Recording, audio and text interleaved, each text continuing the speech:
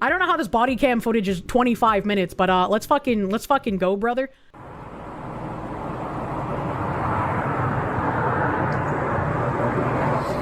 Hey.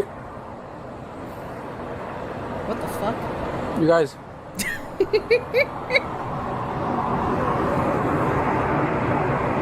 Okay, unfortunately, you guys can't be back here. I'm sorry. Right now. I believe that Robin's police department, you're able to sleep in their lobby. The victim of this demon is an absolute beast, got stabbed like 20 times, dragged herself to help and survived. Yeah, I remember that. I remember that. It's amazing that that girl survived the stabbing, considering how many times they stabbed her. I don't know anything about the Slenderman stabbing lady after that happened. Like, I didn't even know that she was in psychiatric care instead of jail. I feel like based on what she did, she shouldn't be in psychiatric care or jail.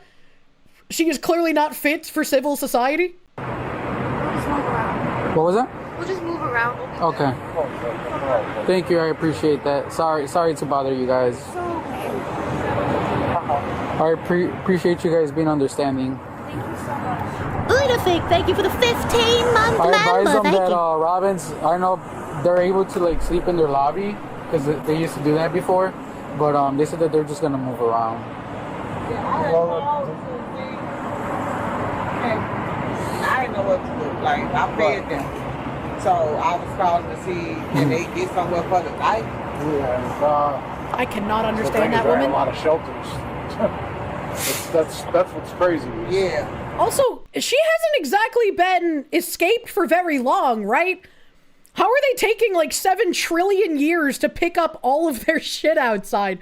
How are you simultaneously 2 homeless people, 1 escaped from a psychiatric ward, and you're also hoarders? What the fuck is going on? You think it was like a week? That's still crazy. They find shelters for other people, you know? Yeah, because I bought them some food.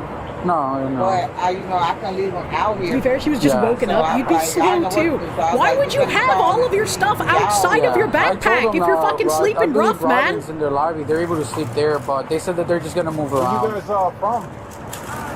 Because it's too cold out here.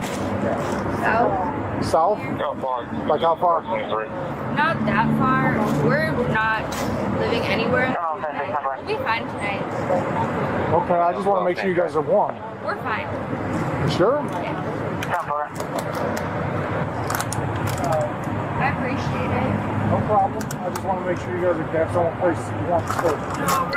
We're all How old are you? I'm 23. 23? Why would you even go How old behind is a he? building stealth camp in the woods, stupid? Yeah, I have no idea. How old is she? 23? Okay. I don't have. Did she just say that trans person's 43?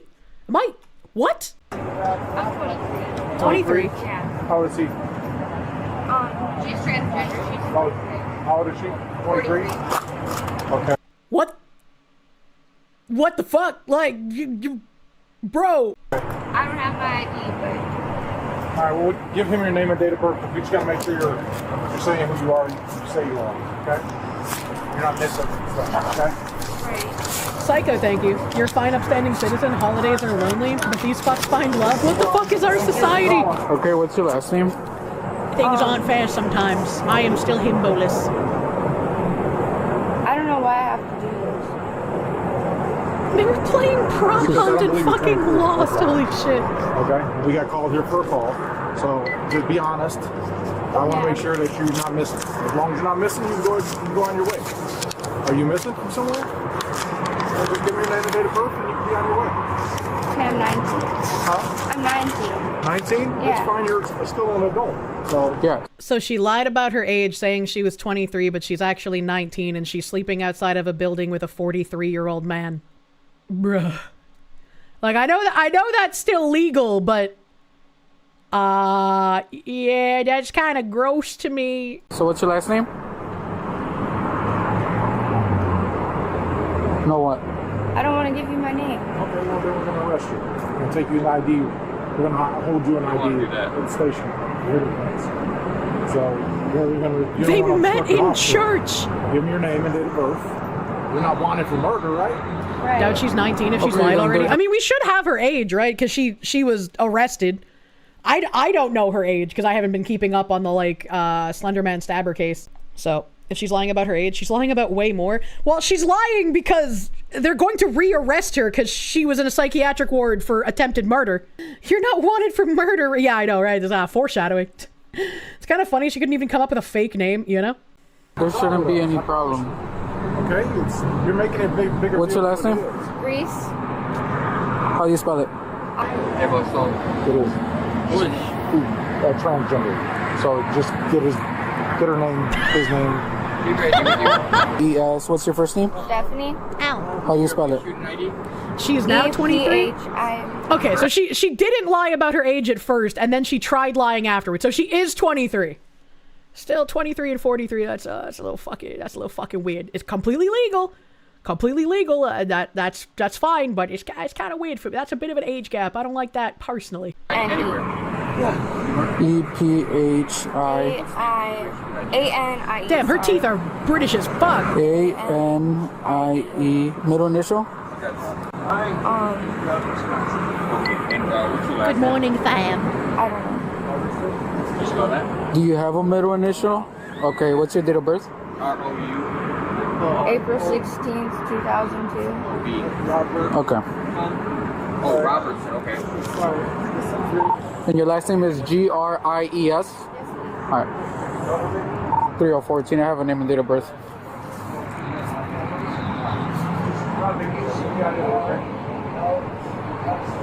Geyser was sentenced to 40 years to life and was later released in 2025 to live in a group home to be kept under supervision until 2058. So she just got put in a group home this year, and she immediately fled then. Come on, man. Come on. If we can just remove the most violent 1 to 3% of offenders, we can have a society again. Last name George, Robert, Ida, Edward, Sam. First name Stephanie, Sam, Stefani. Tom, Edward, Paul, Henry, Adam, Nora, Ida, Edward. Date of birth April 16, 2002. Female. Oh, we just got called in for a call. Now you did something wrong. Just come back. She lied and about her work it birthday. on It's files. actually May 16th. That means you're Interesting. lying to us about your name. Okay? So now that's obstructing. I'm going to give you one more chance before we're going to take you in custody and fingerprint you. Okay? So just be honest. It's not a big deal. You're making it a bigger deal. Spicy. Spicy. So Stephanie, Need more sauce? Thank you for the raid. Welcome, raiders. Give me your real name. Okay? Oh If man, he this comes guy's back, already no record on bald. Don't file make his night any also, which harder. I hope he doesn't, because that means both of you are lying. I'm gonna take you both in for fingerprints. Okay? Don't make us do all that. We just want to send you on your way. No, you can't. You guys wanted for something? Why are you hiding your name? I don't understand. But you didn't come back to anything either. Even out of Wisconsin. I just don't want my identity out. Okay. It's just personal preference. You can have that preference, but we're gonna have that preference of taking you in and fingerprinting you. Okay? That's what we're gonna do. Is there any way to avoid that without? Yeah, give us your right name. just give us your real name and that's we it. can go on our way. We don't want to mess with you. When that came on, you knew it was time to sleep. Same! But if that's what I have to do, I have to make sure you're not wanted for anything, no homicides or anything like that. That's it. I can promise you Okay. that. And I know it's. I don't know you and you don't know me. I know. Chat, he sounds like him, doesn't So he? just gotta identify There's no where way. you You are, that's hear it. it, Make sure you right? ain't wanted for no warrants, and then you're Okay. good. Stephanie, one last chance. Both of you guys have the last opportunity. This is your last opportunity. Joe, Okay, just let's tell try them this about again. your show. I don't know what you're What's so your scared what's about. what here? What's your last name? Please just let me go. Please, I didn't break Can the we law. please let her go? So, I didn't You break did the by law. lying you're for breaking officer. And you guys are loitering House here. statute of obstruct identification at this moment, which is a Class A misdemeanor. That's a arrestable offense. Therefore, you can be placed under arrest for that. Both of you, because you lied and you lied.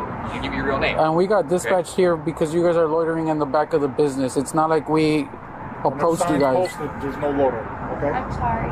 Okay. So it's not a big deal. What is your name? Don't make us go arrest you and do all this extra stuff that we don't need to do.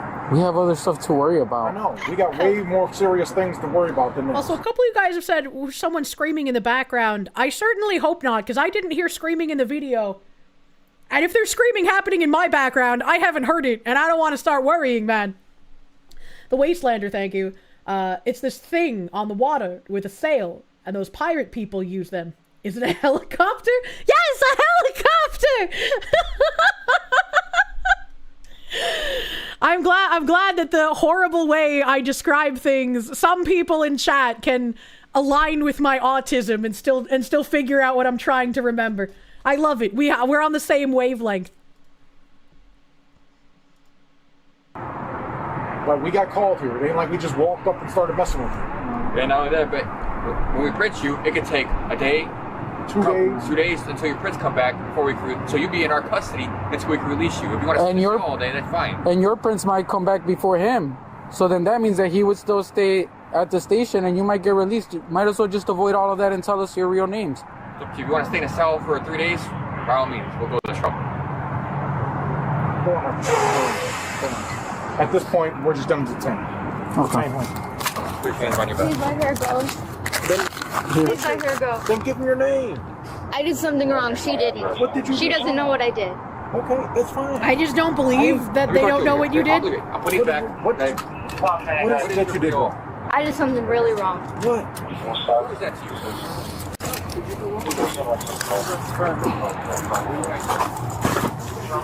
It can't be that serious. What was it? And what is your name? What's happening? We don't want problems with you, okay? We just need to ID you. That's it. What did you have wrong? I think him convincing you to flee your loopy bin is even more She doesn't know wrong. my real name. Okay. Well, give him your real name. Don't tell him. Why is she holding her hands like that?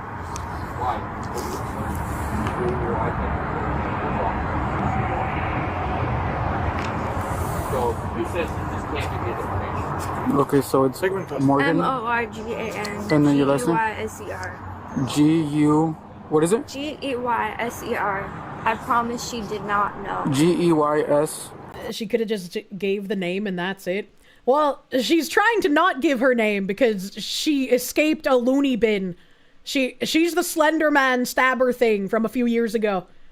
And I guess she was put in a loony bin from prison this year and then somehow managed to escape. I don't know how she managed to escape. That's kind of wild. Slenderman stabber from 2014, 11 years ago. Yeah. I kind of wonder, because I know like under normal circumstances you can be like, yeah, I don't have to identify myself. But like if they're looking for a criminal and they have a description of the person they're looking for and you fit that description, are they allowed to like press for more information? I'm not sure.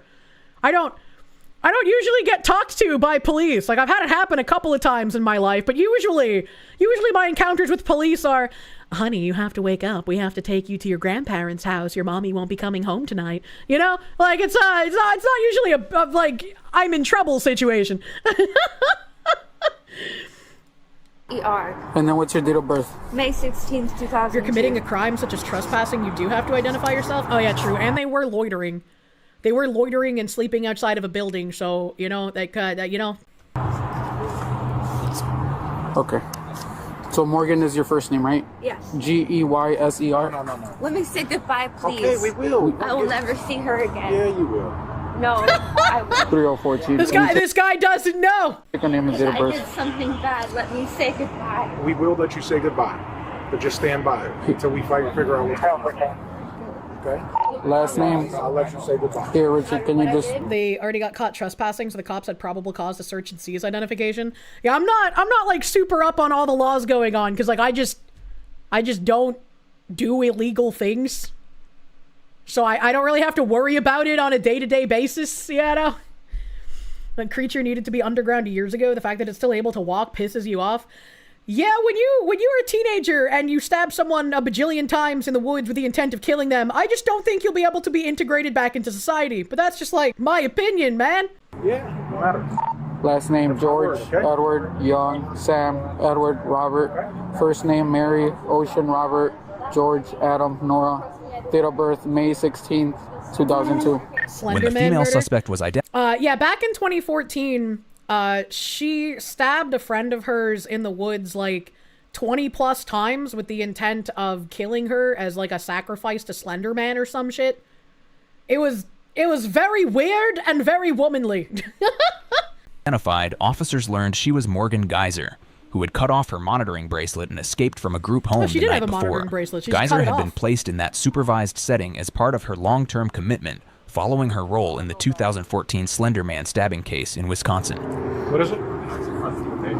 May 16, 2002, female. On May 31st, 2014, the suspect and another individual lured their friend into a wooded area of a local park and stabbed her 19 times Oh, I thought it was to more than appease 20. the Never mind, fictional it was supernatural 19. character Slenderman and prove to the world that he was real. Is that your real name? It didn't come back. That's my real name. What's your middle initial? E. E? Trust me. Is that your real birthday? Yes, May 16th, 2002. You got E as in Edward? No. Okay, middle initial.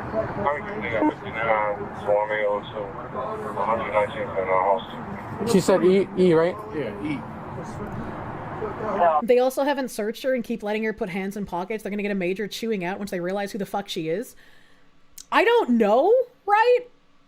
I don't know, like, what the standard operating procedure would be, because, I mean, they don't know if she's, like, a victim at this point, right?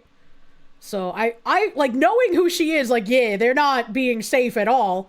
They're not being safe at all. At least they moved, like, the bags away from her, but I feel like they could have, I don't know, searched her at the very least to make sure she doesn't have any weapons on her, maybe? 3014. Can you try that again? Middle initial E, Edward.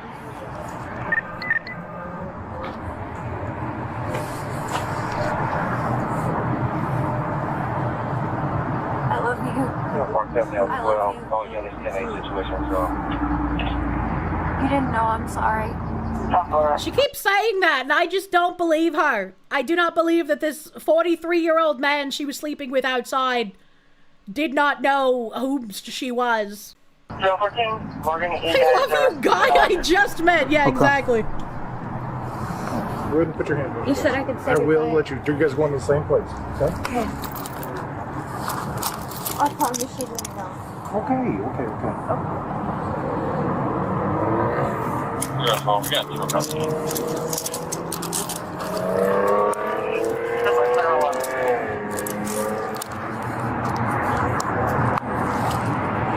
Wait, where did the other guy even go?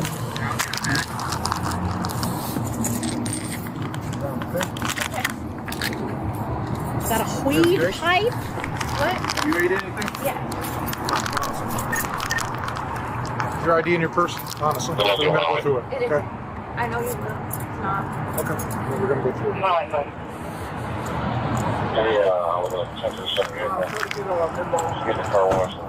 Milo, Fucking female car search? autist in the chat noticing there was a Yeah, just Mustang over in the there. background. I didn't even see I that promised shit. I could say goodbye. Yeah, you guys are going to the same station. You guys are going to the same place.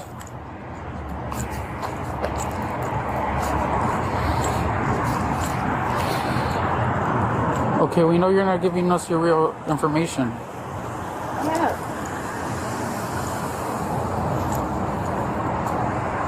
So why are they saying that there's nothing on record with that name? It's me.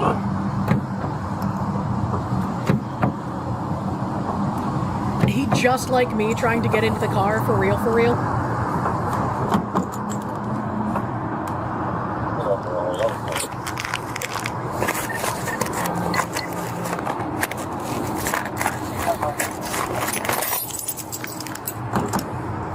Why are there cure cubes floating everywhere? That's a great question. I can't see them. Chat, why are there cubes floating everywhere, apparently?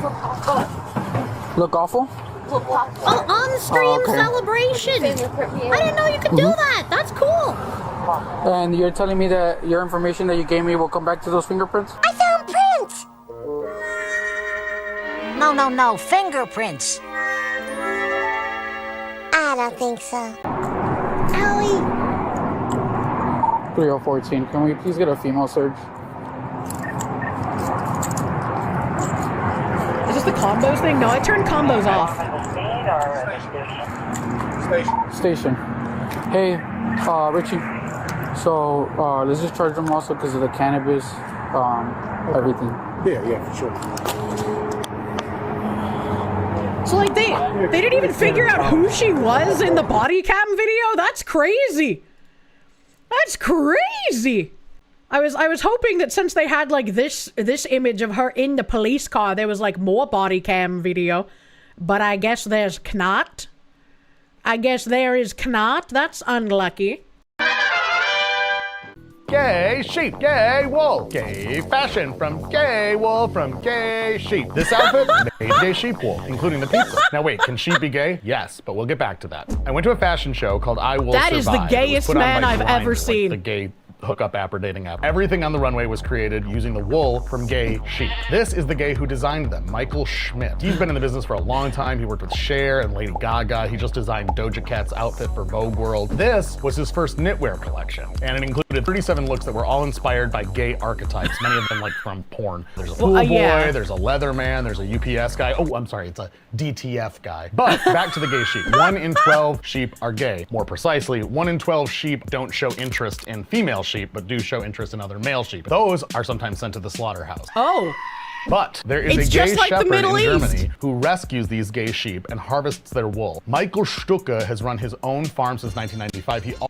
If somebody showed this to me completely without context of the fashion show, I would be like, is this a joke? Is this like somebody who lives in the UK trying to talk about the migration issue and how Western countries will just like come in and do all of this work? Yeah, like I don't like what's happening here.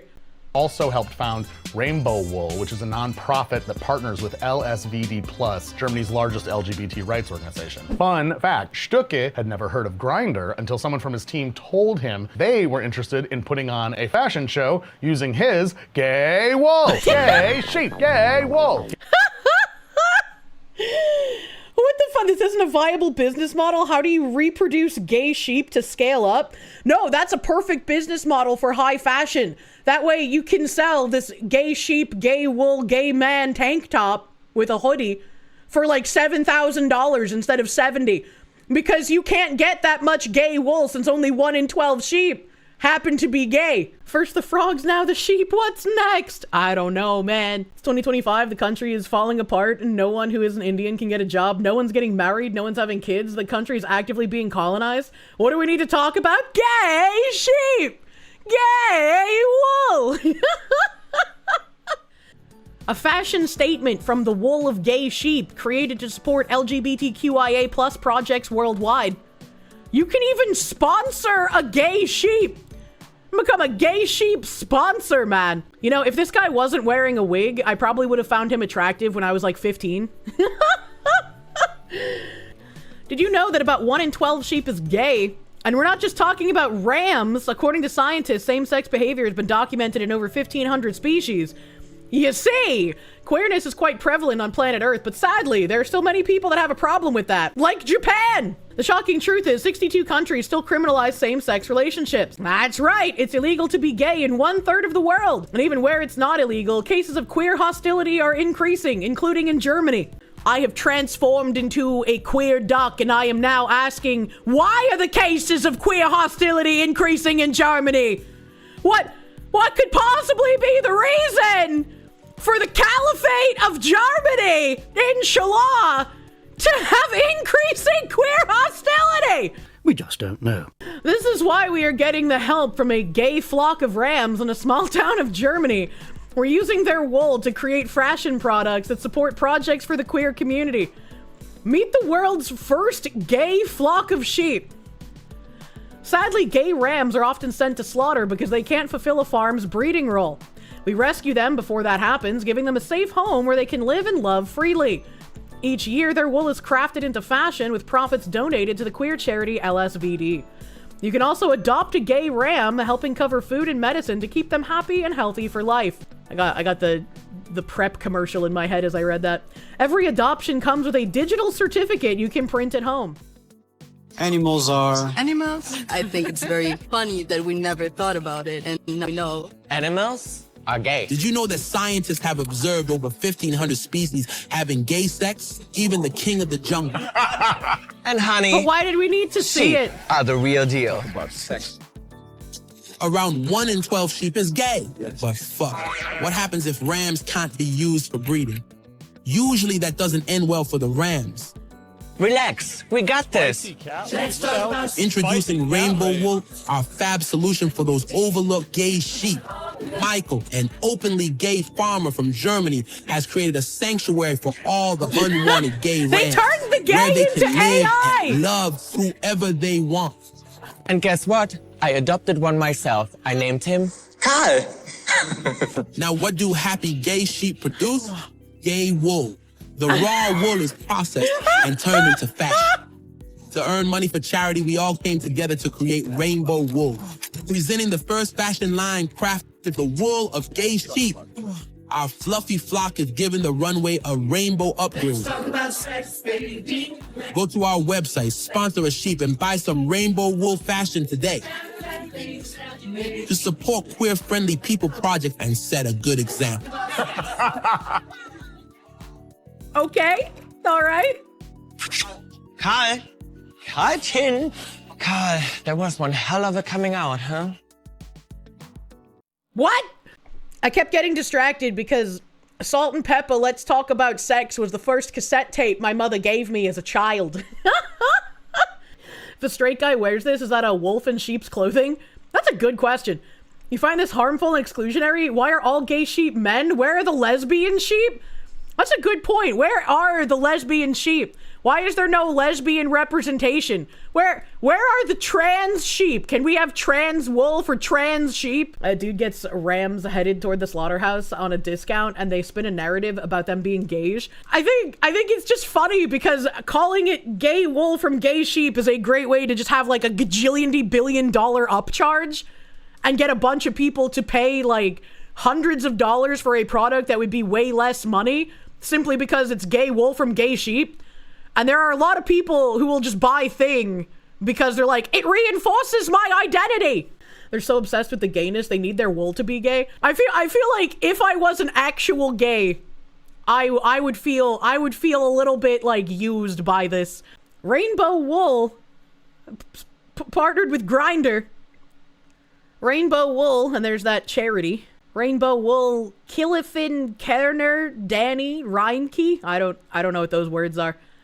The Rainbow Family. Okay. All right. Okay.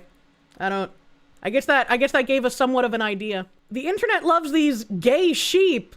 The real story is much darker. A much hyped fashion show with wool from gay rams obscures the brutal reality of an industry that exploits sheep sexuality at every turn. Now, the internet is going gaga for gay sheep of late, or more precisely, the wool from gay sheep. On November 13th, the LGBTQ dating and sex app Grindr put on I Wool Survive, a runway fashion show in New York City that leaned all the way in. There was a swimmer wearing stairs and striped Speedos, a mechanic in black overalls unzipped south of his belly button, a football player in only a jockstrap and crop top jersey, number 69 of course, and an after party at the Eagle.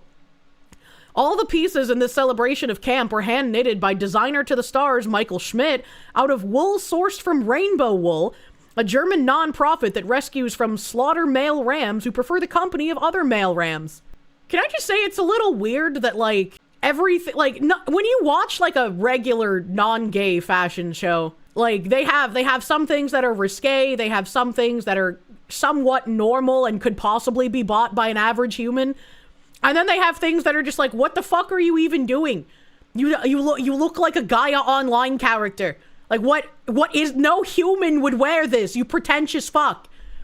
But like everything in the gay fashion show is just sex. And that seems really weird that like whenever there's any sort of like gay event, everything that's spotlighted is just on sex. It just makes you feel like if you don't know gay people and you read something like this and you're just like everything that the gays do have to revolve around sex, then you stop seeing it as just like another orientation similar to being straight, because straight people don't just talk about sex 24/7. Every event that straight people put on doesn't have to do with sex. So it kind of like warps the perception that like that is just a personality and not an orientation. It's always sex and nothing else. It's weird. Yeah, like if I was one of the gay people who's just like, yeah, I just wanted to get married and have like the same protections under the government and then like live in this house over here. Like, I feel like I would be a bit miffed at this kind of thing. The message was simple. Homosexuality exists throughout the animal kingdom and should be protected and celebrated there too. I actually don't think we should celebrate animal sex. Hot take. It's an animal rights story, and it's a human rights story. Schmidt told the New York Times. This feel-good narrative has gone viral, garnering glowing coverage from mainstream publications like The Times, Washington Post, and Esquire. Fashion and art outlets like Hyperallergic and Paper and gay mainstays Out and Pink News are blowing up across social media. But the tale of the rescued gay rams is not actually a feel-good story. It only looks that way because the public is largely unaware of how the sheep industry operates. Gay rams who refuse to breed with ewes aren't the only animals the industry deems unprofitable to keep alive. It passes the same judgment on breeding ewes worn out from too many pregnancies and older sheep who don't produce enough high-quality wool. I mean, to be fair, if you breed sheep specifically for their wool and a sheep gets so old that they do not produce enough wool with which to sell, what are you supposed to do with the sheep? Eventually, they all get sent for slaughter just like most male sheep, the overwhelming majority of whom are castrated as lambs and slaughtered before their first birthday. A lot of people like veal. If anything, the gay wool fashion show should make us think not about the good fortune of the few rescued rams, but about how animal farming systemically, routinely, and often violently exploits the reproduction of all the animals it encounters. This is a really long article just talking about the conditions of sheep farming, and like, yeah, I agree that animals should have a bit better conditions in like industries. You don't want animals like being pumped full of like fear and shit and then eating their meat. That's not gonna be great. I got PTSD from my streams.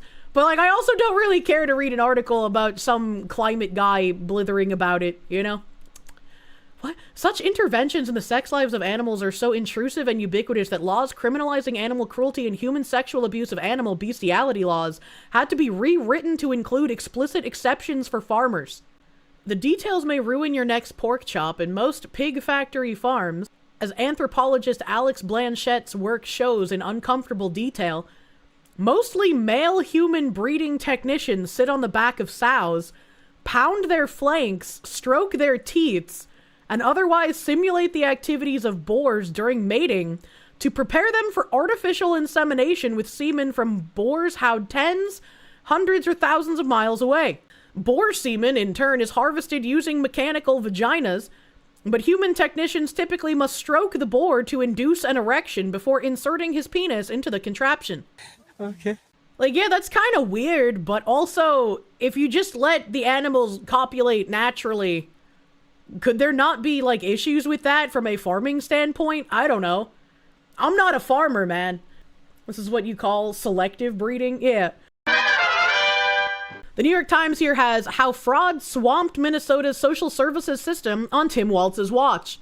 Like the president said, Tim Waltz is retarded. Prosecutors say members of the Somali diaspora, a group with growing political power, were largely responsible. President Trump has drawn national attention to the scandal amid his crackdown on immigration. The fraud scandal that rattled Minnesota was staggering in its scale and brazenness. Federal prosecutors charged dozens of people with felonies, accusing them of stealing hundreds of millions of dollars from a government program meant to keep children fed during the COVID-19 pandemic. Don't forget the autism fraud, too. At first, many in the state saw the case as a one-off abuse during a health emergency. Chat, I just had a brain blast. Chat, the state that lady called that child trying to steal from her in the park the N-word, people kept trying to say with zero proof and zero like evidence to back it up that kid was autistic. What if he was one of the children put into the autism care fraud system? What if during her trial for saying the N-word, which shouldn't happen, by the way, because we're supposed to have free speech in America, but what if during her trial we find out that that kid is not African American, but in fact a Somali, and is one of the people signed up to the autism organization fraudulently. That would be really fucking funny. At first, many in the state saw the case as a one-off abuse during a health emergency, but as new schemes targeting the state's generous safety net programs came to light, state and federal officials began to grapple with a jarring reality. Over the last 5 years, law enforcement officials say fraud took root in the pockets of Minnesota's Somali diaspora, as scores of individuals made small fortunes by setting up companies that billed state agencies for millions of dollars worth of social services that were never provided. Federal prosecutors say that 59 people have been convicted in these schemes so far, and that the $1 billion in taxpayers' money has been stolen in 3 plots they are investigating. That is more than Minnesota spends annually to run its Department of Corrections. Minnesota's fraud scandal stood out even in the context of rampant theft during the pandemic, when Americans stole tens of billions through unemployed benefits, business loans, and other forms of aid, according to federal auditors. This kind of reminds me of like the ISAT discussion that we had, where it's like, if I'm able to scam you, that makes me a good person and I've done nothing wrong, and then I gain tons of ISAT. Like, if I'm able to scam you and not get caught, that's a good thing. And that kind of mentality is just not compatible with our society wholesale. Outrage has swelled among Minnesotans, and fraud has turned into a potent political issue in a competitive campaign season. Governor Tim Waltz and fellow Democrats are being asked to explain how so much money was stolen on their watch, providing Republicans who hope to take back the governor's office in 2026 with a powerful line of attack. It does provide them with a powerful line of attack, but if all Republicans do is say something and never do anything, it's not going to matter. Please actually do the things you say you will do. In recent days, President Trump has weighed in, calling Minnesota a hub of fraudulent money laundering activity, and saying that Somali perpetrators should be sent back to where they came from. True and real. I voted for that. Many Somali Americans in Minnesota say the fraud has damaged the reputation of their entire community. Around 80,000 people at a moment when their political and economic standing was on the rise. Oh no, they found out about their fraud and they're mad about it. Oh no, we're the victims. Debate over the fraud has opened new rifts between the state's Somali community and other Minnesotans, and has left some Somali Americans saying they're unfairly facing a new layer of suspicion against all of them. I would say that is not unfair, considering how widespread and how much of it there is. Like, I'm just so sick of the fucking lying, man. I'm so tired of it. It is exhausting how often these people lie, not just Somali Americans, but like people on the left in general. It's exhausting how much they lie and just get away with it, because so many people will give the benefit of the doubt over and over and over and over. And it's like, the benefit of the doubt is going to end up with you dead at some point. So, like, can we just not? Oh no, people noticed the scam. Rather than the small group accused of fraud. Small group. Critics of the Waltz administration say that the fraud persisted partly because state officials were fearful of alienating the Somali community in Minnesota. Well, considering the mayoral race in Minneapolis was won by exploiting tensions of like millennia-long tribal blood feuds, yeah, I'd say there's a fucking problem. Governor Waltz, who has instituted new fraud prevention safeguards, defended his administration's actions. Yeah, but he's a retard. The episode has raised broader questions for some residents about the sustainability of Minnesota's Scandinavian-modeled system of robust safety net programs bankrolled by high taxes. Everyone on the left always wants to point towards like Scandinavian countries as being like, this is how socialism can work. But they always want to ignore the one glaring, obvious reality of how Scandinavian countries differ from the United States. They're not socialist. They're not socialist countries. They're capitalist countries who are much, much smaller and much more homogenous than the United States. And so they're able to have like these small scale programs that import socialist policy. And even on small scale, they can be easily exploited, which you can see happened when the migrant crisis happened. Not to say that there wouldn't be natural Swedes who would take care of the system, or take advantage of the system. We have Americans who do that all the time as well. My mother is a prime example of that. But just because fraud already exists and people willing to take advantage of a system already exists, why would you want to wholesale give people access to be able to defraud it on a massive scale? It just seems rather silly to me. That system helped create an environment that drew immigrants to the state over many decades, including tens of thousands of Somali refugees after their country descended into civil war in the 1990s. Weren't there a lot of Somalians who were like part of the regime that people wanted to hold accountable in Somalia, and they ended up leaving and trying to claim and successfully claiming refugee status? Hot take, I don't think we should be giving refugee status to warlords who destroyed a country, but like, that's just me. No one will support these programs if they continue to be riddled with fraud, Joseph Thompson, the federal prosecutor who's overseen the fraud cases, said in an interview. We're losing our way of life in Minnesota in a very real way. The first public sign of a major problem in the state's social services system came in 2022, when federal prosecutors began charging defendants in connection to a program aimed at feeding hungry children. Merrick Garland, Attorney General during the Biden administration, called it the country's largest pandemic relief fraud scheme.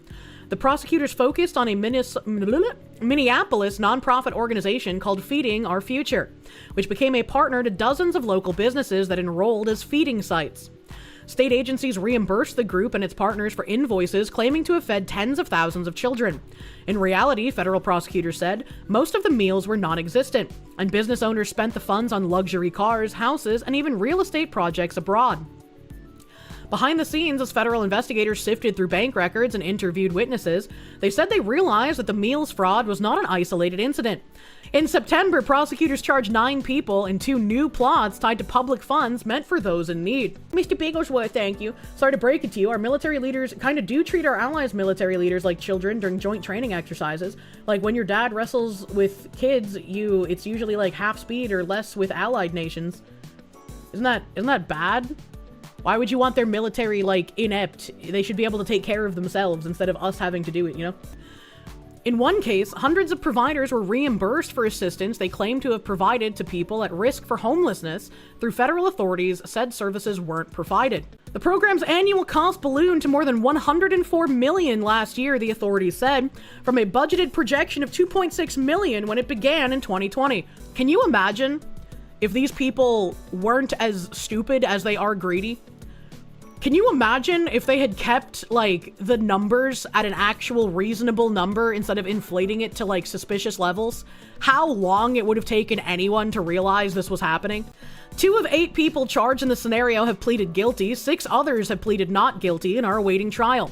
In another program aimed to provide therapy for autistic children, hey, they mentioned it! Prosecutors said providers recruited children in Minneapolis' Somali community, falsely certifying them as qualifying for autism treatment and paying their parents kickbacks for their cooperation.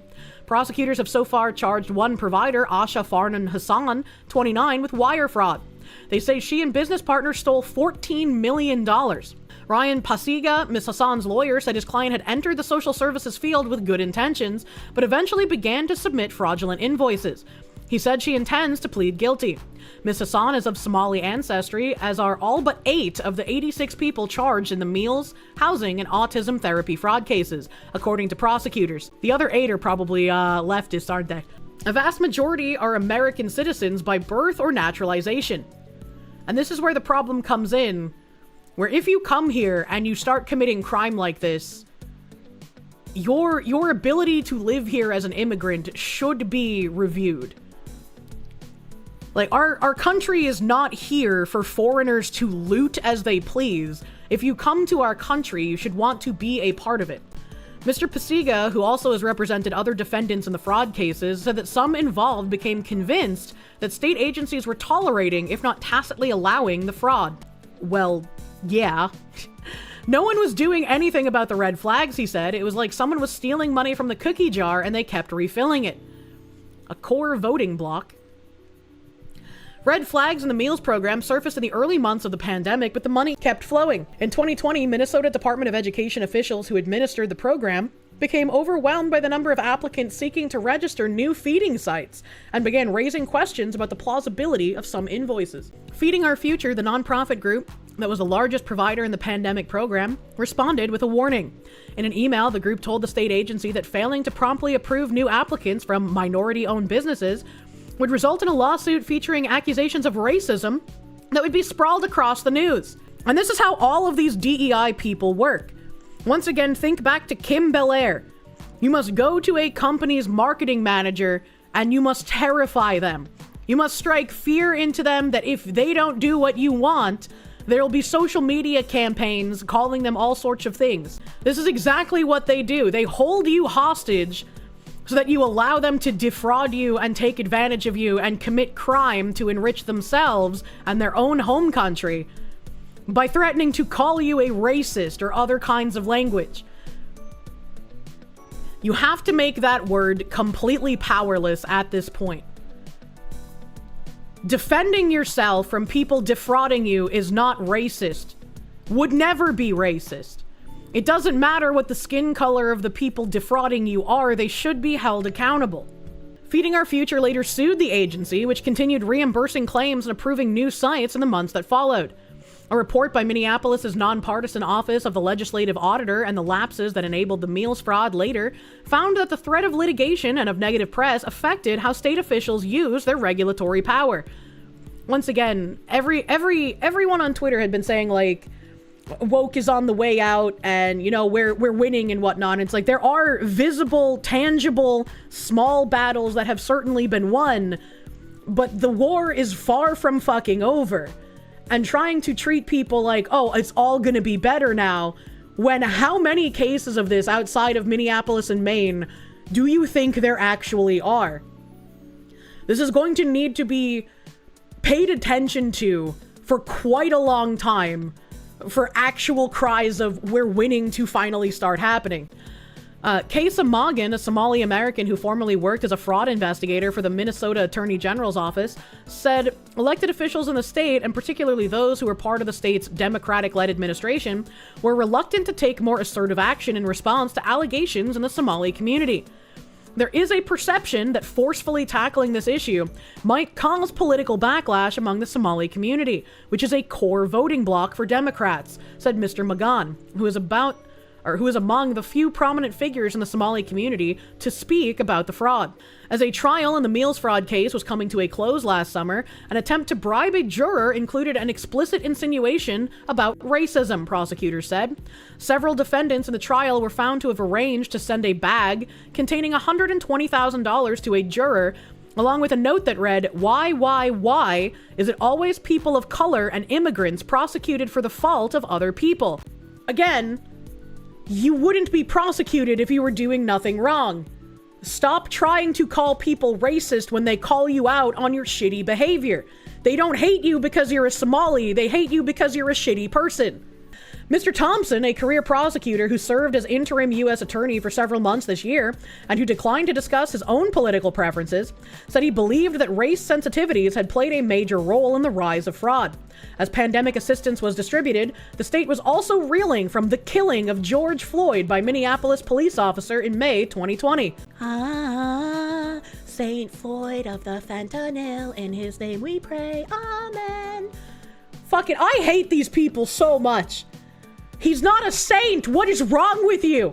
This was a huge part of the problem, Mr. Thompson said during an interview in the summer. Allegations of racism can be a reputation or a career killer. And this is exactly what I've been screaming about for, like, the past month or so. Republicans who have the ability to actually do shit about this, because I don't expect Democrats to ever break away from the everything is racist, everything is sexist, you have to call it out all the time, blah, blah, blah. Republicans need to stop caring about the optics. Once people in positions of power start saying, I don't care about you calling me racist, it's not racist to stop massive fraud from happening. And the fact that it's happening from one community is not the fault of racists, it's the fault of the people in that community. Once more politicians start speaking out about this and not caring about the optics, more average people can start doing the same thing without fear of losing their jobs. Why is it that we're almost a fucking decade past the death of that guy and his name stays on the tip of their tongues? It's crazy to me.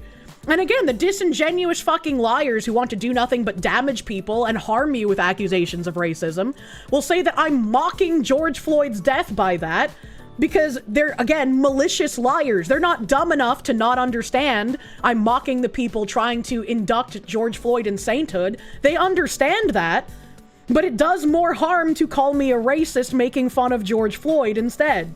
Mr. Waltz, Minnesota's second-term governor who gained national attention last year as Kamala Harris's running mate in a White House bid, said this week that claims of racism did not hinder his administration's response to fraud. Yeah, that's just a fucking lie. I just don't believe you, retard Waltz. Mr. Waltz has said that his administration may have erred on the side of generosity during the pandemic as the state pushed out large sums of money quickly, seeking to keep Minnesotans housed, fed, and healthy. The programs are set up to move the money to people, Mr. Waltz said in an interview. The programs are set up to improve people's lives, and in many cases, the criminals find the loopholes. Mr. Waltz, who is seeking a third term next year, if he gets reelected, like, that state is just fucking done. And I fully expect him to get reelected. You don't elect people like that governor lady in Virginia I never remember the name of, and Jay Jones as AG in Virginia, without a massive, just retarded voting block. And maybe a little suspicious activities. But I fully expect Mr. Waltz to win his third term. If he doesn't, I will be very, very surprised. It will be a very pleasant surprise, but I don't expect it. Mr. Waltz, who's seeking a third term, has created a new task force to pursue fraud cases, making it easier for state agencies to share information with one another, and announced plans for new technology, including artificial intelligence tools, to spot suspicious billing practices. Yeah, but artificial intelligence tools are also supposed to be used for mitigating unconscious bias. So what are the chances that the artificial intelligence tools that you're using to detect fraud will detect that the fraud is from a person of color and then choose to treat it differently? Because I have no faith in any of you freaks anymore. The message here in Minnesota, Mr. Waltz said, is if you commit a crime, if you commit fraud against public dollars, you're going to go to prison. Fraud has already become a central issue in a competitive governor's race. Lisa DeMuth, a Republican and current Minnesota House Speaker, accused the governor of raising taxes while letting fraud run wild, in a video announcing her bid to replace Mr. Waltz. In recent months, Mr. Waltz's administration began shutting down the housing program altogether, acknowledging that it was riddled with fraud. That's really interesting that in recent months they've decided to shut down a housing program, considering the national housing program under the FHS has stopped paying for people's mortgages who couldn't pay them. That's really interesting that these two things happen to coincide with one another. Last month, the state hired an independent auditor to review claims from 14 other Medicaid-funded programs that the state said were at high risk of fraud.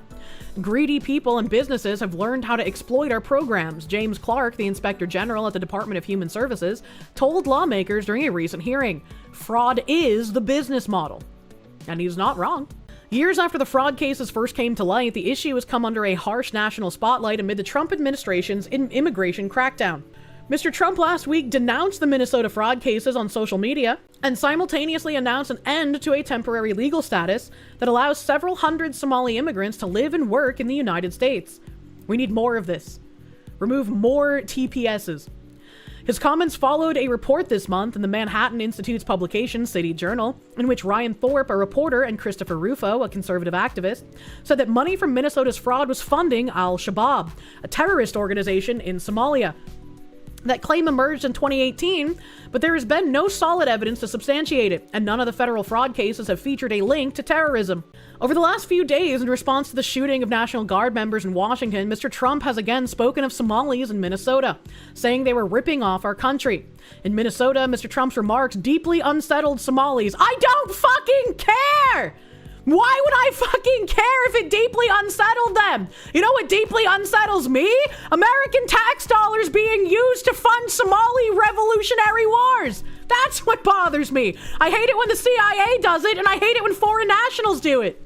Dozens came to a Somali mall in Minneapolis over the weekend for a potluck and interfaith gathering, where faith leaders decried Mr. Trump's statements. And in a news conference on Monday, Democratic elected officials pointed to contributions Somali leaders have made to Minnesota's political, economic, and cultural spheres. I doubt it. Several Somali Americans serve in the state legislature and other offices, while others have been honored for their entrepreneurship.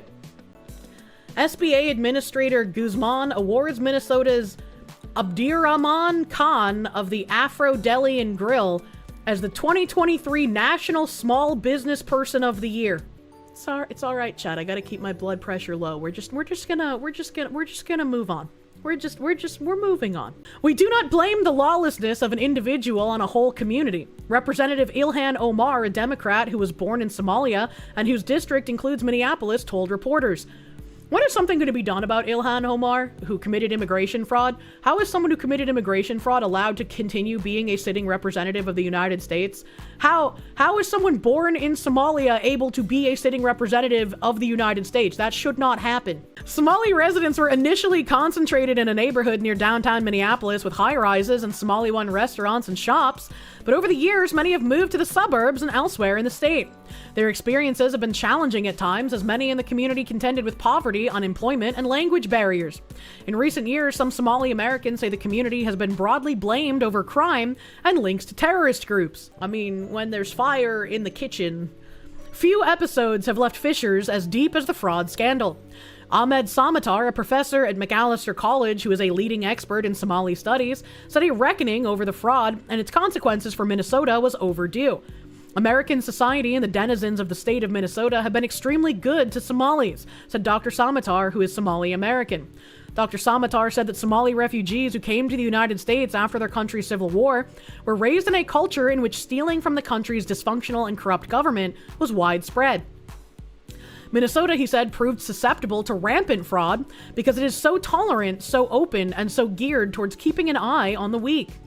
Others in the community have criticized steps state agencies have taken to tighten oversight of programs. The Minnesota Somali Community Center, a nonprofit organization that provides resources to Somalis, recently issued a statement saying that many social services providers were now at risk of closure and feeling criminalized and intentionally targeted. Hot take. There shouldn't be social services providers distributed based on race or ethnicity. If you have a social services provider, it should be for everyone in that area. Still, other Somali Americans who have nothing to do with social service agencies said they have come to feel under siege amid all the fraud allegations and political accusations. The actions of a small group have made it easier for people already inclined to reject us to double down, said Abdi Mohammed, a filmmaker in Minneapolis. The broader Somali community, hard-working, family-oriented, deeply committed to Minnesota, is left carrying that burden. They made social services racist. They took our charity and then shit on it and then laughed and then stole more. Yeah, I don't really care, Mohammed. Like, yeah, there's going to be more scrutiny and there's going to be people upset because of how far and widespread the amount of fraud has been. Not even just concentrated in Minnesota as we saw with Maine. And I'm sure there's even more elsewhere that we haven't uncovered yet. And then, I have this tweet. I have two tweets from this account, actually. The tweet is the Minnesota Department of Human Service employees. It says, "We are over 480 current staff of the Minnesota Department of Human Services with pride and commitment towards our work with goals of public transparency." And obviously this is just some random account, but I do know someone who works for the Minnesota government and they have said that this is a legit account. So I'll have to have you guys give me a just trust me, bro, that I have a source in the Minnesota government that told me this is legit. Tim Waltz is 100% responsible for massive fraud in Minnesota. We let Tim Waltz know of fraud early on, hoping for a partnership in stopping fraud, but no, we got the opposite response. Tim Waltz systematically retaliated against whistleblowers using monitoring, threats, repression, and did his best to discredit fraud reports. Instead of partnership, we got the full weight of retaliation by Tim Waltz and certain DFL members and an indifferent mainstream media. It's scary, isolating, and left us wondering who we can turn to. In addition to retaliating against whistleblowers, Tim Waltz disempowered the Office of the Legislative Auditor, allowing agencies to disregard their audit findings and guidance. Media and politicians supporting Tim Waltz or the DFL agenda attacked whistleblowers who were trying to raise red flags on the fraudulent activities. This is a cascade of systemic failures leading up to Tim Waltz. Agency leaders appointed by Tim Waltz willfully disregarded rules and laws to keep fraud reports quiet, even to the extent of threatening families of whistleblowers. These same leaders are not qualified for their jobs, instead getting leadership jobs via Tim Waltz's friendship, so state government were left floundering. DFL lawmakers refused to acknowledge fraud and deflected any serious conversation to stop fraud. Biased mainstream media such as WCCO and NPR showed absolutely no interest in covering fraud happening in our own state. Programs, especially in behavioral health and disability services, were built without any guardrails against fraud, all in an attempt to extract more funding from legislature and the federal government. It's really interesting how, once again, politicians have stopped working for the people, and not only are they directly opposed and working against the best interests of the people, they no longer even want to get into government under the pretenses of doing anything for Americans. They want to get in and they want to destroy the way that Americans live. They want to destroy the American way of life. And they want to stay in office as long as possible in order to enrich themselves off of the backs of taxpayers. It's incredibly frustrating that it is like this. As staff, we firsthand witnessed and observed fraud happening, yet we were shut down, reassigned, and told to keep quiet. Sometimes more. Leadership did not want to appear to discriminate against certain communities and were unwilling to take action, such as stopping fraud, that would have had an adverse impact on their image. To date, no single agency leader has been held responsible for their role in fraud, whether it's Shiren Gandhi, Jess Gelly, Jody Harpstead, Natasha Mertz, Eric Grimdahi, or others.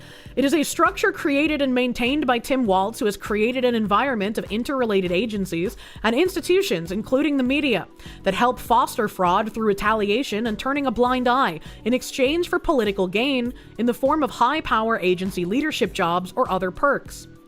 Fundamentally, Tim Waltz is dishonest, lacks ethics and integrity, has poor leadership abilities, and has never taken any accountability for his role in the fraud. Instead, Tim Waltz deflects by blaming national policies for his own failings, and distracts the public with inveterate lying. These lies include his reference of a budget surplus under his tenure. Fact is, Minnesota never had a surplus. We had been given federal ARPA funds that were conflated as surplus money otherwise. We'd be in a deficit. And those ARPA funds, which were meant to be temporary funds, were used to create more leadership positions for Tim Waltz's buddies. As such, we can't fight fraud in Minnesota alone, hence why we're appealing to the federal levels of government. We need all the help we can get, as Tim Waltz's agency leaders have upped their brazen approach in covering up their knowledge of fraud. We are grateful to numerous solid politicians, especially the Fraud Committee, and media outlets who are trying to halt fraud. We're also grateful to other whistleblowers who are bravely stepping up. Thank you, New York Times, for bringing the plight of Minnesota to the national stage. It's really scary when you think about Tim Waltz just appointing people who are willing to either lick his boots or people who are friends with him. And especially when you think about how DEI is such an embedded practice to a lot of these Democratic politicians, that if you hire certain people and you just call it DEI, anyone who is against it is automatically branded a bigot or a racist. So if you're doing like friendly tit-for-tat insider trading hiring, but you disguise it in the DEI policies, nobody can criticize it. Even if you're not hiring on the already racist tenets of DEI, if you're doing this to commit fraud regardless, that is a very easy way to just get everybody to shut the fuck up. The entire leftist ethos makes corruption trivially easy. It does. It really does. And it's very unfortunate. 60K, 9.9 million views. That's great. That is great to see. That's wonderful to see. How does this not come out during a presidential election cycle? Because they have the incentive to protect their own. While all of the Republicans joined arms to disavow edgy jokes in a group chat, Democrats will stand side by side to defend any kind of fraud that they have. Because that is, again, part of the ethos of everything here. You have to commit these kinds of things in order to break the system, which is what they're trying to do. There's another post here. George Grage here making a Dave Ramsey meme. So you're saying the Minnesota taxpayer is the #1 funder of Al-Shabaab? Yes, Dave. And this is primarily because of Medicaid fraud. Uh-huh. And Tim Waltz's DHS is refusing to release the records of Medicaid providers accused of fraud. Correct, Dave. Wow, it reminds me of other politicians refusing to release like election records and shit, the voter rolls. And that Minnesota Department of Human Service employees Twitter replied to this saying, as unbelievable as this sounds, Minnesota taxpayers have been a significant funder of overseas conflicts and terrorism sponsorship groups. We became aware that Minnesota DHS funds were being defrauded and remitted overseas roughly in 2014 through the Child Care Assistance Program, CCAP. These overseas recipients were primarily based in Somalia, and we were aware that some of the funds were likely directed to groups such as ISIS via recruitment activities at various community colleges in Minnesota. Unfortunately, recruiters were targeting young adults who were impressionable and vulnerable. Millions of taxpayer dollars were subsequently funneled out of our state. As Minnesotans, our state certainly doesn't benefit from taxpayer dollars going overseas, let alone to conflict-affected regions, and ultimately, it's the most vulnerable Minnesotans who lose out and never get the help they need, perpetuating the disparities and generational harm. And this is exactly what's been going on in Maine. And, like, people commented on my post when I posted it on Twitter, like, thanking me for signal boosting it because just no one is talking about it. Like, not even in Maine are people talking about it, which is wild to think about. Like, where are all the non-leftist people in Maine? Maine should not be a dyed blue state. So that's crazy to me. You got a relative that works for benefits office in the Twin Cities, has been going on for years, and they've been screaming about it for years. And it's like, it's enough to drive you fucking mad, man. Too busy working to pay taxes so they don't go underwater on their mortgage. It makes me wonder, right? Like, a couple of the Republican representatives I've seen in New Hampshire, I'm like, you're not a fucking Republican, bro. I wouldn't even call you a rhino. You're literally a Democrat that switched parties in an attempt to pretend that we have any sort of competition in the district that you're trying to represent. You're a Democrat just wearing a red label. And I'm wondering if something similar is going on in Maine, where Democrats realized, hey, people are so retarded that they'll just see the R and think I'm a Republican, but I'll say the exact same thing as the Democrats because that's what I am.